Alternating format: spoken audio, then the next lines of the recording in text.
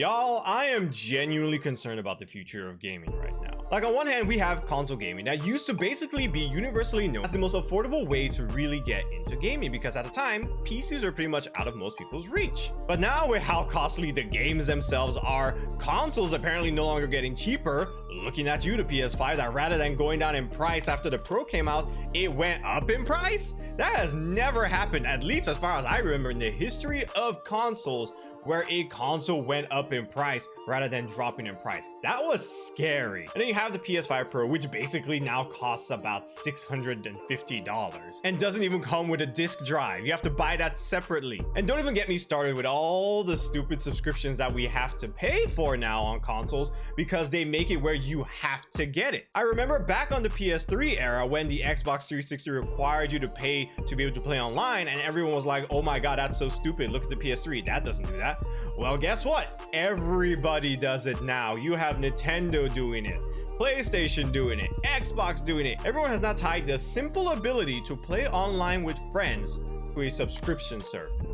That's ridiculous. Now on PC, that's still not an issue, but only heavens knows if that might ever change. And speaking of PC, let's talk about them next. Now in the PC space, there has been some amazing strides being made to make it a lot more affordable for most people. Looking at a lot of the handheld PC devices that have been coming out, such as the Steam Decks, the ROG Ally, those have really opened the door for people to actually get into PC gaming without necessarily breaking the bank. And even with some of the GPUs in recent times, the lower end GPUs are a little bit cheaper, even though in reality, you're not getting that much out of it. And speaking of the GPUs, that's where one of the really big problems in the PC space seems to now be coming from. Considering the fact that when you look back at some of the high-end GPUs from, say, like the 900 series or the 1000 series, the generational leap between them used to be somewhere in the realm of 30 to 40%. Now we're looking at like the 40 to 50 series, and it seems like the generational leap is no more than, what, 10%? Yes, Nvidia might have been touting the fact that the 5070 can apparently perform up to a 4090, but that's not bar for bar. The 5070 relies heavily on AI upscaling to get that done. If we're talking about raw performance between a 4090 and a 5070, it's not even close. Hell, let's talk about a 4090 and a 5080. Back in the day, the 80 series on the Nvidia cards usually would surpass whatever the previous gen's flagship was. Now, a 4090 is still roughly 10% better than a 5080. That's crazy. It feels like we're going backwards. And when it comes to price, they're still charging out the ass for it. When 4090s came out, they initially cost somewhere around $2,000. With the 5090 now, those are costing closer to $3,000, even though it's only a 10% increase. That doesn't make sense at all. And because of the fact that there's now an over-reliance on AI and upscaling technology in these GPUs, they feel like they can get away with making GPUs that are actually less performing, therefore saving themselves money, while in the process basically screwing us over. But for some people, they won't be none the wiser. As long as they're playing their game with DLSS 4 or whatever the next one's gonna be, everything's gonna look just okay. But that's not how it was intended originally. And we haven't forgotten about the game studios either. The fact that they keep charging us ridiculous amounts of money for all these new games, $70, but yet a lot of the games look like they came out on the PS4 or PS3 era, which is ridiculous.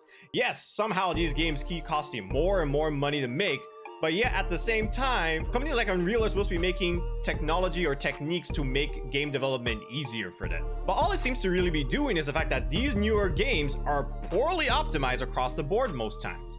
They end up requiring significantly more resource to run while not looking that much better than their previous generation counterparts. And of course, the reason why they think they can get away with it is because, once again, looking at the GPU side, there's all this AI and upscaling technology being pushed, so they feel like they can just rely on that to basically upscale the textures or to make the game run even better. It doesn't make sense. Back in the day, you had to optimize your game to basically get the most that you could out of a GPU, not the other way around, where now one simple game that doesn't even look that crazy is pushing your GPU to like 90% because you have to have everything turned on. Frame generation, upscaling, whatever other freaking technology they have in there that's supposed to make your games run better. It all feels like rather than it helping to make better games, it is instead giving us worse games in the process. And I'll be honest with y'all, with the way everything keeps going, as much as I would love to say that voting with our wallet can really change things, some of these systems are so deeply ingrained in our society right now that I don't know if there's any real turning back from it at this point. But I do still want to have some hope. So I'm gonna say, if you do see any trends that are happening and you can see clear bullshit in the process, by all means,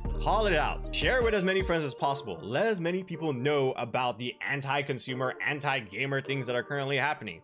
So that way, maybe, just maybe, we might actually be able to make some level of dent to get their attention and potentially make one small change at a time.